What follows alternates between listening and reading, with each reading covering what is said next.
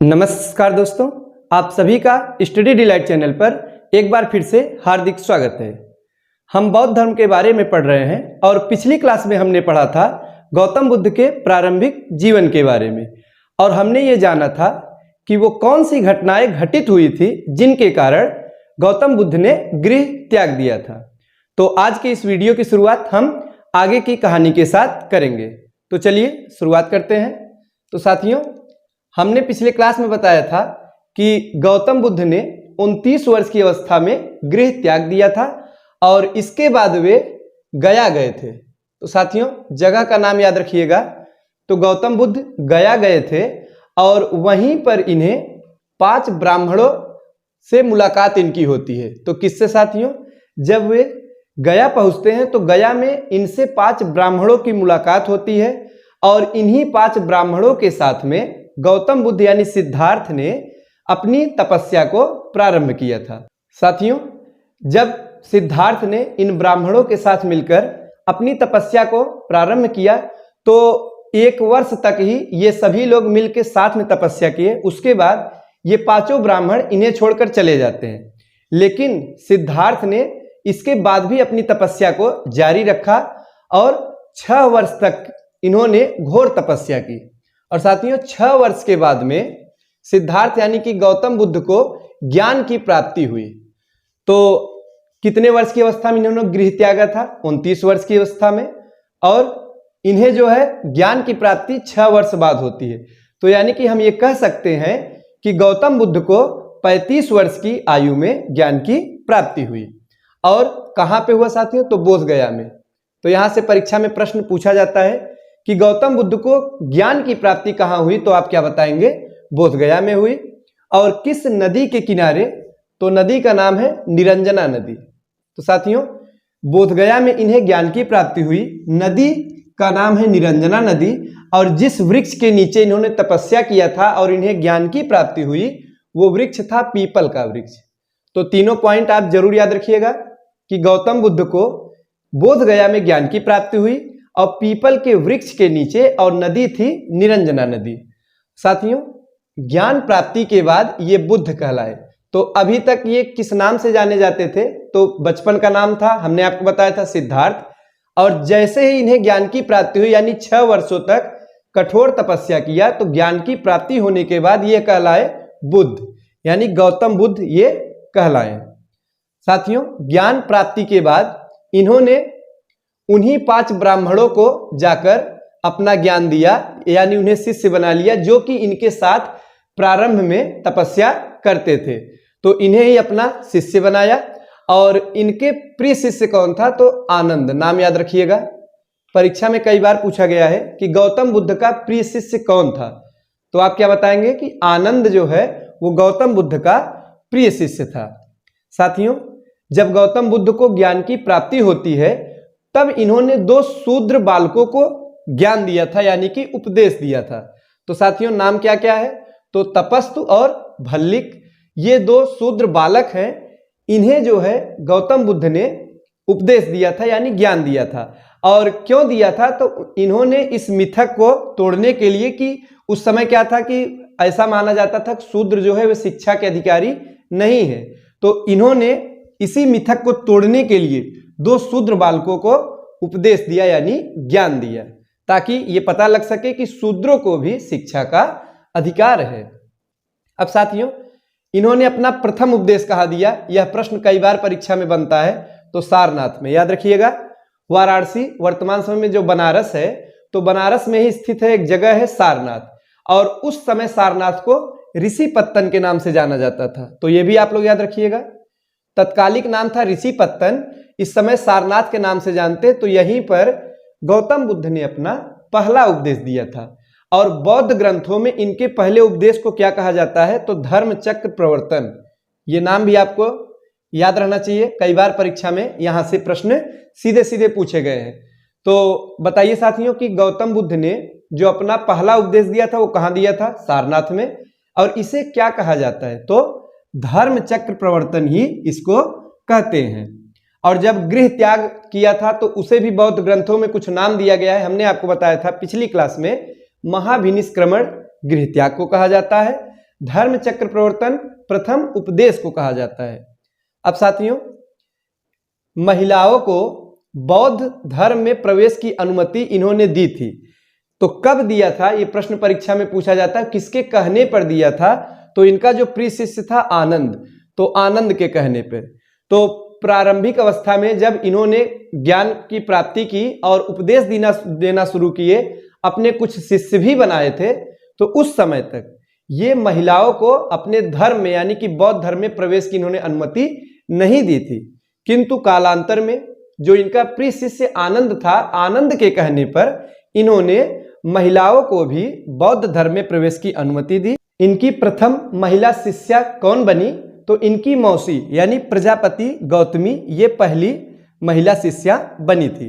अब साथियों, पहला उपदेश कहाँ दिया? सारनाथ में। इसके साथ ही साथ एक और प्रश्न परीक्षा में बनता है कि सर्वाधिक उपदेश कहाँ दिया, यानी कि सबसे ज्यादा किस स्थान पर गौतम बुद्ध ने उपदेश दिया? तो वो जगह है श्रावस्ती। नाम जरूर याद रखिएगा, उत्तर प्रदेश में ही स्थित है श्रावस्ती। तो श्रावस्ती में गौतम बुद्ध ने सर्वाधिक उपदेश दिए थे। और अंतिम उपदेश किसे दिया था? तो सुभद्र, इनका एक शिष्य था, उसका नाम था सुभद्र। सुभद्र को ही इन्होंने अंतिम उपदेश दिया था।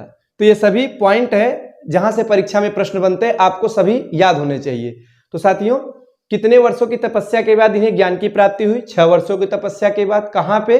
बोधगया में। तो कौन सा वृक्ष था जिसके नीचे बैठकर इन्होंने तपस्या की और ज्ञान प्राप्ति हुई? तो पीपल का वृक्ष। नदी थी निरंजना नदी। और पहला उपदेश कहाँ दिया? तो सारनाथ में दिया, जिसे कि धर्म चक्र प्रवर्तन के नाम से जाना जाता है। प्रिय शिष्य का नाम था आनंद और अंतिम उपदेश किसे दिया? तो सुभद्र को दिया। अब साथियों, इनके जीवन से संबंधित कुछ प्रमुख घटनाएं हैं और उनका प्रतीक चिन्ह है। आइए देखते हैं। सबसे पहले हम बात करेंगे जन्म के बारे में। तो जो जन्म इनका होता है उसे किस प्रतीक चिन्ह के द्वारा दर्शाया गया है? तो कमल एवं साड़, ये जन्म के प्रतीक चिन्ह है।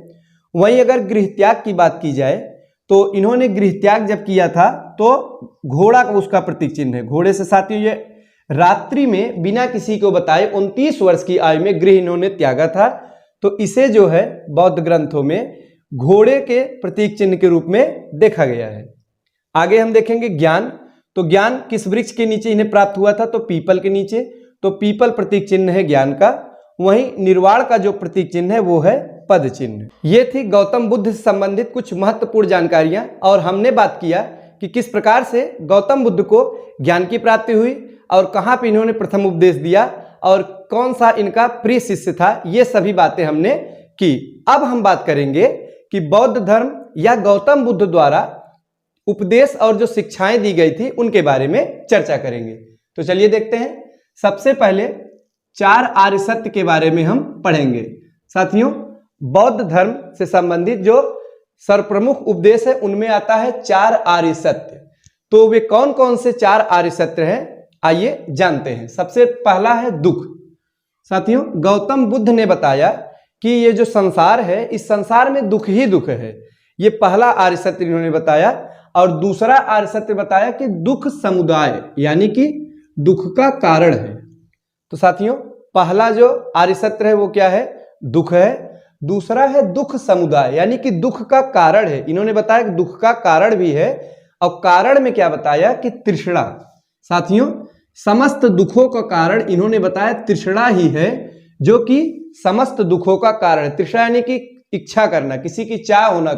तो जो तृष्णा है यही जो है सभी दुखों का कारण है।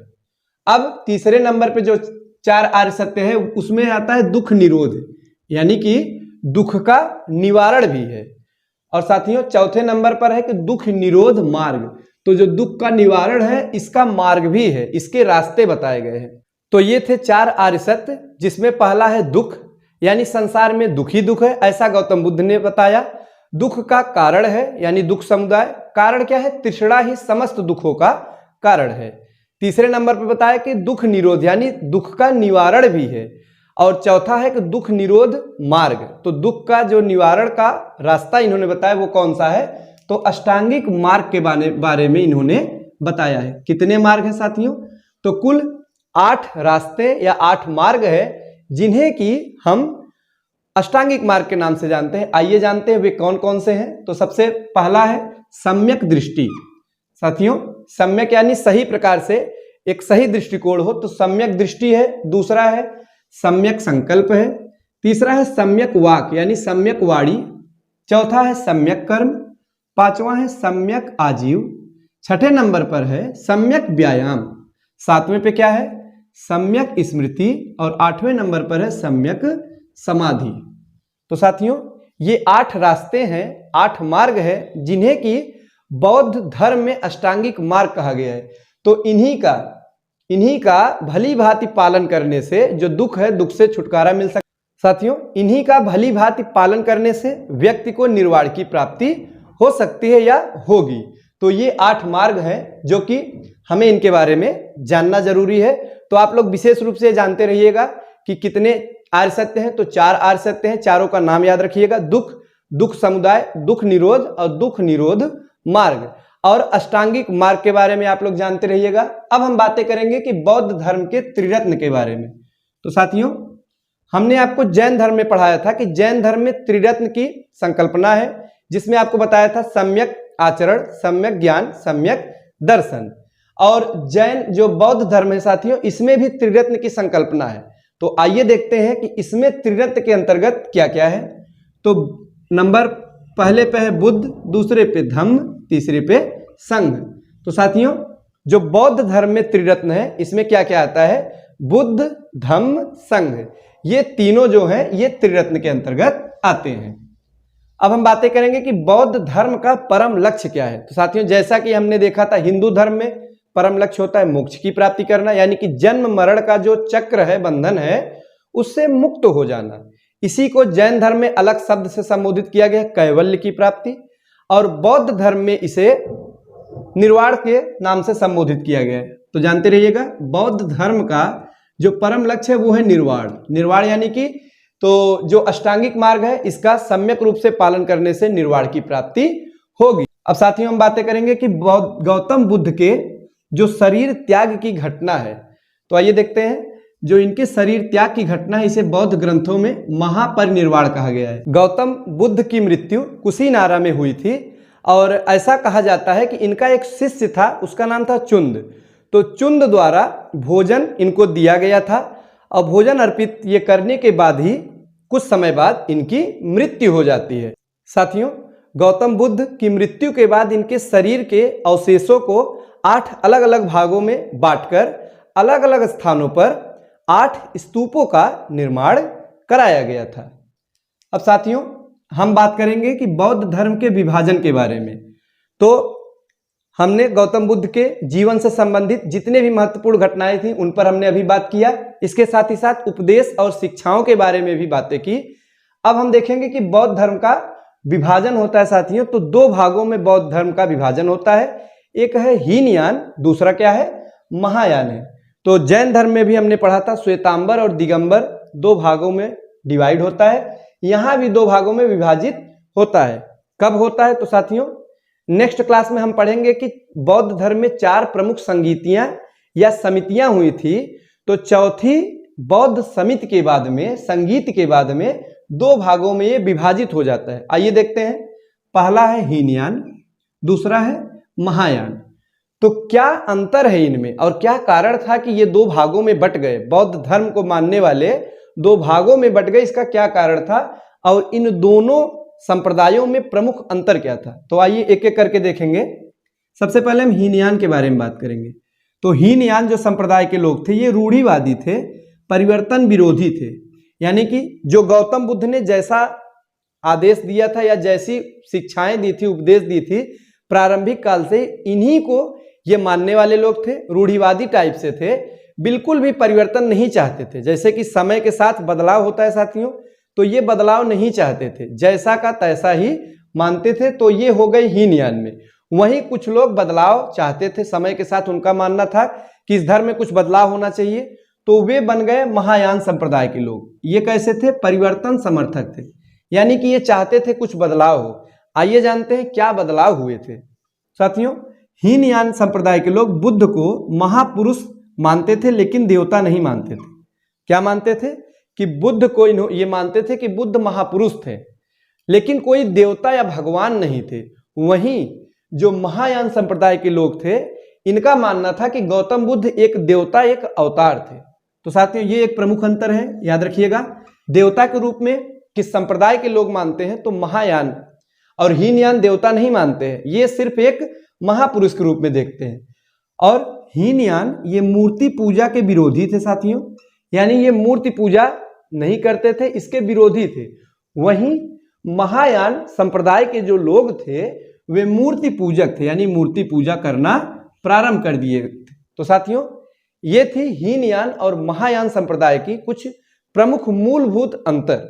बौद्ध धर्म पर एक और वीडियो अपलोड किया जाएगा और नेक्स्ट वीडियो में हम लोग बौद्ध समितियों के बारे में और इसके साथ ही साथ बौद्ध साहित्य के बारे में पढ़ेंगे। तो आज के लिए बस इतना ही।